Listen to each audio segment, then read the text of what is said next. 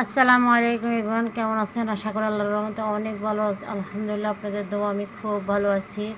তো চলে আসলাম আজকের রেসিপি নিয়ে। আমি মায়ামেদ কিচেন। আজ রান্না করব, প্রথমে মাছ ভাজি করব।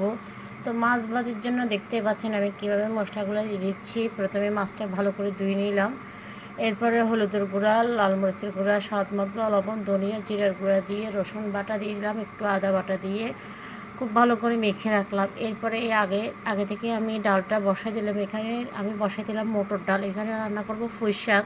তো পুঁই শাকগুলো রান্না করার জন্য ডাটাগুলো প্রথমে পুঁই শাকগুলো আমি কেটে আলাদা আলাদা করে নিলাম, শাকগুলো আলাদা রাখলাম আর ডাটাগুলো আলাদা রাখলাম। তো ডাটা দিয়ে দিলাম আর কিছু পাশে মানে একটা দুইটা আলু দিলাম যাতে খেতে ভালো লাগে। তারপর ডাটাগুলো যখন মজে গেল তারপরে দিয়ে দিলাম শাকগুলা দিয়ে আমি পাশের তুলা দিয়ে দিলাম। এখন আমি মাছ ভাজিটা বসাই দিব, যেহেতু দুপুরের টাইম হয়ে গেছে, মানে খাওয়ারের টাইম হয়ে আসতেছে, একটু তাড়াহুড়া আছি।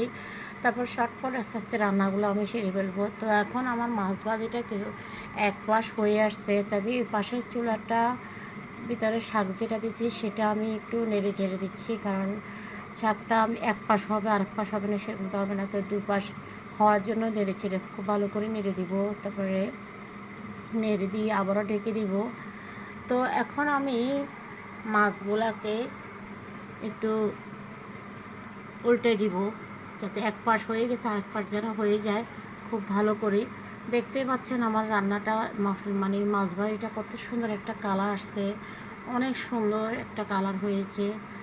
তো এখন আমার মাছ ভাজিটাও মোটামুটি হয়ে গেছে। তো এখন আমি ওখানে মাছ ভাজিটা ডিম করে রাখছি, এখানে আমার শাক ভাজিটা হয়ে আসছে। এখন আমি একটু বাগার দিয়ে দিব যাতে রান্নাটা কমপ্লিট হয়ে যায়। তো এখন আমি বাগারও দিয়ে দিলাম, একটু রসুন কুচি আর একটু পেঁয়াজ কুচি, দুইটা লাল মরিচ দিলাম, দিয়ে বাগার দিয়ে দিলাম। তো কেমন হয়েছে সবাই কমেন্টের মাধ্যমে জানাই দিবেন।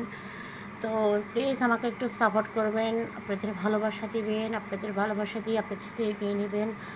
এরপর আমি আরেকটা রান্না বসাই দিলাম।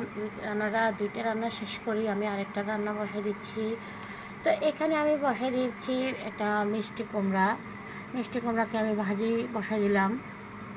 তারপর মিষ্টি কুমড়া ভাজি বসাই দিই, কারণ একটু আমার ছোটো বাচ্চার জন্য, বাচ্চা মানে কাটা মাছগুলো খেতে পারবে না, তো ওই জন্য আমি একটু ওই জন্য মিষ্টি কুমড়া বসাইলাম। মিষ্টি কুমড়া বসাই এখানে আমি আবার রাতের জন্য সমুদ্র একবারে রান্নাটা শেষ করতেছি। সমুদ্রের মাছ রান্না করলাম। এই মাছটাকে কিরাম জাগে জানি না, কিন্তু সমুদ্রের মাছ খুব মজা, ছোট ছোট মাছের মতো, কিচকি মাছের মতো, মানে এতটা মজা হয়েছে রান্নাটা।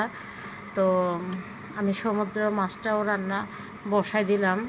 ওখানেও পেঁয়াজ দিয়ে দিলাম আর রসুন বাটা, আদা বাটা এবং লাল মরিচের গুঁড়া, ধনিয়া জিরার গুঁড়া, টমেটো দিলাম একটু টকের জন্য, টক হলে দেখতে ভালো লাগবে, খেতে ভালো লাগে। আর আমি টমেটো সিজন ছাড়া তেমন একটা টমেটো খাওয়া হয় না, তাই ছোটো মাছের জন্য একটু টমেটো আনা হলো, তারপরে রান্না বসাই দিলাম। তো কেমন হয়েছে সবাই কমেন্টের মাধ্যমে অবশ্যই জানাবেন। তো আসলে আপনাদের ভালোবাসা, আপনাদের দোয়া আছে বলে ইনশাল্লাহ আমি এখনও ভালো আছি। তো আপনাদের সবাই একটু প্লিজ আমাকে একটু সাপোর্ট করবেন, আপনাদের সাপোর্ট, আপনাদের ভালোবাসা চাই। তো এখন আমার রান্নাটা হয়ে গেছে, এখন আমি একটু ধনিয়া পাতা দিয়ে একটু ডেকে দিব কিছুক্ষণের জন্য, এরপর আমি চুলাটা বন্ধ করে দিব। রান্নাটা কেমন হয়েছে অবশ্যই সবাই কমেন্টের মাধ্যমে জানাবেন। এতগুলোর নাম একসাথে বলা যাবে না, তাই আমি রান্না কী রান্না করছি সেটাই দেখাচ্ছি। তো সবাই ভালো থাকবেন। আজকের মতো আমি বিদায় নিচ্ছি। আল্লাহ হাফেজ, আসসালামু আলাইকুম।